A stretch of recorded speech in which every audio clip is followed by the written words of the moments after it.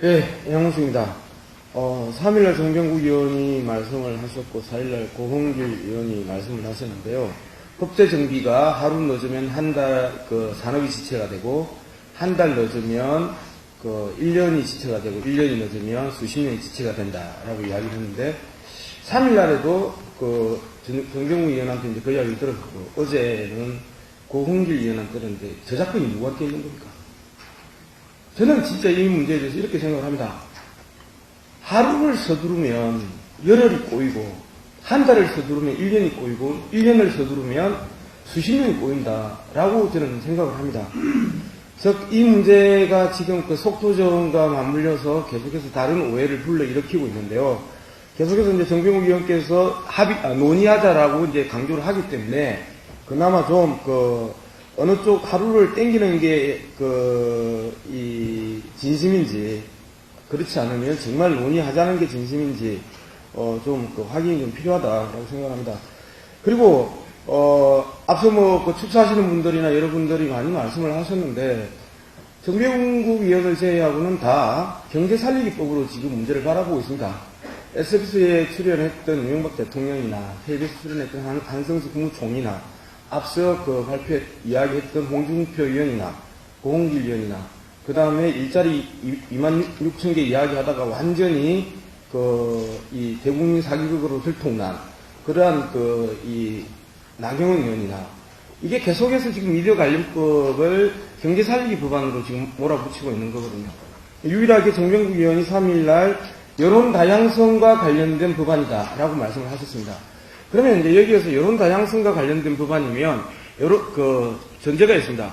여론 다양성을 확보하기 위해서는 정치적 독립, 경제적 독립, 즉 정치 권력으로부터 독립, 자본 권력으로부터 독립이 완벽하게 법제적으로 조성이 돼야 여론의 다양성들이 나타난다라고 하는 게 기본적인 학계의 중론입니다. 그런데 좀 걱정스러운 부분이 있습니다. 오늘 홍준표 의원도 그 이야기했고 정병국 의원도 그 이야기를 했는데 MBC와 KBS 이를 민영하지 않겠다라고 이야기를 합니다. 그런데 계속해서 MBC와 KBS 2채널에 대한 민영화에 대한 의구심들을 떨쳐버리지 못하고 있거든요. 왜 그러냐 하면 현재 지금 한나라당이 내놓고 있는 방송법 문제입니다. 신문과 대기업이 지분을 지상파 지분을 가질 수 있게 만들어 놨단 말이에요. 이제 잠깐만요. 그런 부분들이 이 현재 상황에서 나타나는 그 문제를 그냥 풀어버리면, 그거 빼버리면 이런 오해들이 안 일어난다라고 생각을 합니다.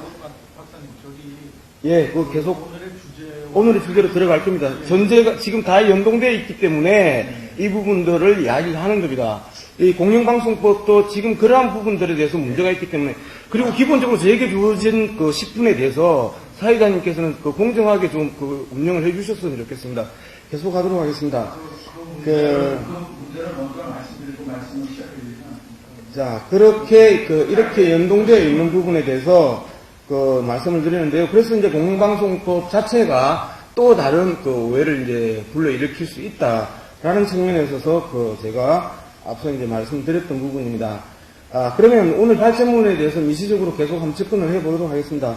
오늘 발제문, 여러분들이 가지고 있는 발제문 13쪽에 이제 그런 내용이 있습니다.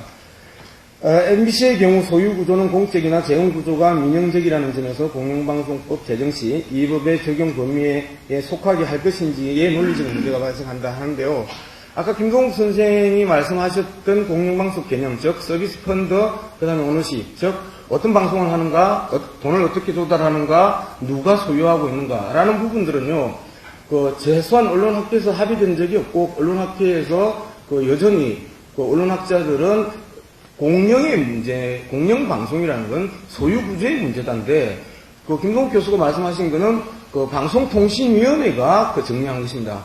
요즘은 개념 정리도 이제는 정부가 하나요? 이 부분에 대해서 명확하게 잘못된 개념이다라고 명확하게 해야 됩니다. 서비스를 중심으로 하는 것은 상업방송과 공공방송입니다. 그 다음에 소유를 중심으로 보는 것은 공영이냐 민영이냐 사영이냐라고 보는 것이고요. 그 다음에 재원을 중심으로 보는 것은요, 무료 방송이냐 유료 방송이냐라는 측면에서 봐야 되는 게 정상적인 해석입니다. 물을 어떤 설탕을 타면 설탕물이 되고 그냥 가두면 맹물이 되지만 물의 본질은 변하지 않는데 계속해서 설탕을 타고 식초를 타고 해서 이 물의 개념이 바뀌었다. 80년 대 물의 개념을 그 시대가 변했기 때문에 지금 바꿔야 된다. 이렇게 이야기하는 건 곤란하다. 개념은 그 본질은 개념을 반영하는 것이고 개념은 본질을 반영하는 것이라는 부분에서 그 개념을 명확하게 해야 됩니다. 그러면 발제문에서 재원구조는 민영적이다. 세상에 재원구조는 민영적이다라는 이런 표현이 어디 있습니까? 재원구조는 이 내용을 그대로 정확하게 발제자가 표현하려고 그러면 MBC 같은 경우에는 한 80%의 광고 재원과 나머지 20%의 그 기타 사업 그 재원을 가지고 있는 광고 재원이 많은 그 재원구조의 특성을 가지고 있다. 그 다음에 KBS 같은 경우에 46%의 광고와 40%의 수신료를 갖고 있는 특성을 가지고 있다라고 개념 정의를 해야지 그 재원구조가 민영적이다. 이런 얼토당토하는 표현들이 그 계속해서 이 논의 과정 속에서 지배하고 있다는 겁니다. 그리고 오랫동안 공영방송에 대한 그 의도적인 훼손의 이 슬로건으로 사용되어 왔다는 부분에 있어서 지성우 교수를 비판하는 것이 아니라 전체적으로 이러한 논의의 그 경과와 과정들 그리고 그 관성들에 대해서 문제 제기를 하는 것입니다. 그 다음에 여러분들이 가지고 있는 13쪽인데요. 그렇기 때문에 공영방송 정의 문제에 있어서 입법 방안 1안을 그 MBC에 대해서 자체 선택, 그 다음에 공영방송법에 포함, 그 다음에 공영방송법 제외. 그런데 자 애초에 잘못된 진단의 잘못된 처방입니다. 현재 공영방송 우리가 무리라고 해왔던 것들을 바로 KBS, MBC, EBS를 무리라고 해왔는데 KBS 물하고 EBS 물은 괜찮은데 왜 MBC 물만 문제가 되는 거죠? 그래서 MBC는 왜 선택을 해야 되는 거죠? 이런 부분에 있어서 공영방송은 공영방송입니다. 그리고 공영방송법을 혹여 만든다 하더라도 MBC, KBS, EBS가 공이 같이 포함돼서 가야 되는 게 그 기본적인 그 논리적 그 진행이다라는 부분에서 명확하게 좀 지적을 하고 싶고요. 그 다음에 여러분들이 가지고 있는 14쪽입니다. 그 정치적 독립성 확보를 위해서 방통위와 별개로 공영방송위원회를 설치할 것인가 말 것인가를 고려해야 된다라고 이야기를 하는데요.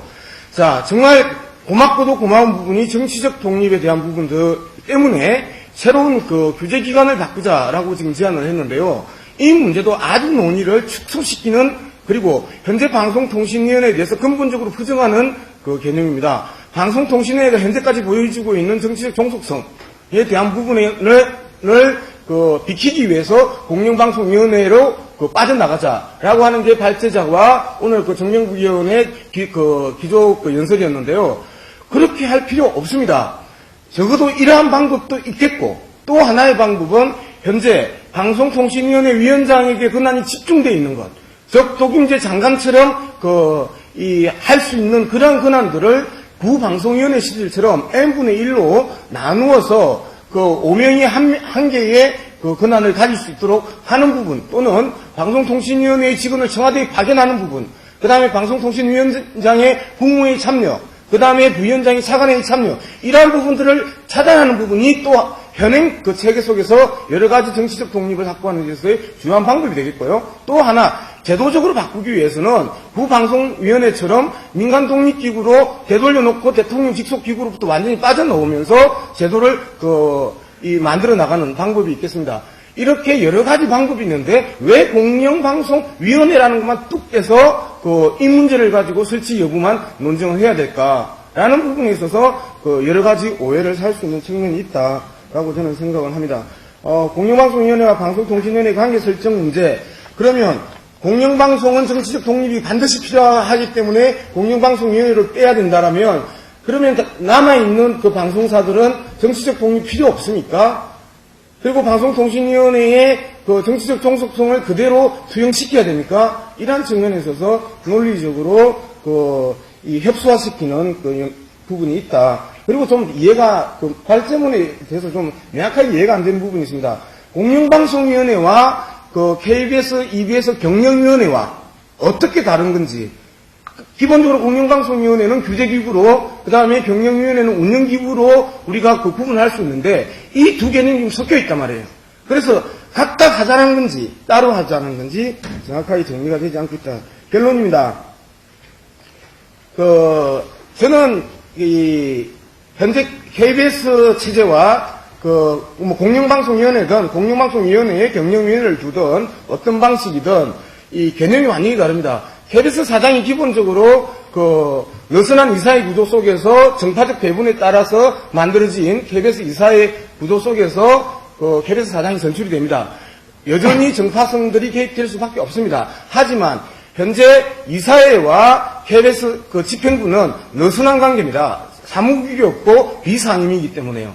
그런데 공영방송위원회 또는 운영위원회 또는 이 운영위원회와 이 규제위원회가 통합되는 영역이면 전혀 다른 양상형을 보입니다. 말 그대로 당파적입니다. 5명을 해도 3대2가 될 수밖에 없고요. 정부 여당이 3명, 그리고 야당이 2명, 이런 3대2 구조에서 여러분들 보고 계시지 않습니까? 방송통신위원회 정치적 종속성, 그 다음에 심의위원회의 종속성, 이러한 부분들이 그대로 관철이 됩니다. 그렇기 때문에 아주 극렬한 정치적 갈등과 대립의 심화들이 등장할 수밖에 없고요. 공정성이나 객관성, 그리고 정치적 독립이나 자본의 독립, 이러한 부분들은 사실상 없어집니다. 왜? 정당 대리전이 될 수밖에 없기 때문에. 그러나 KBS 사장은요, 이사회가 일정하게 규율을 한다 하더라도 KBS 사장이라는 자체는 기본적으로 정치적 중립성이 아주 강력하게 요구될 수밖에 없고, 그리고 일반 시청자들이 끊임없이 그 부분에 대해서 견제할 수밖에 없는 영역입니다.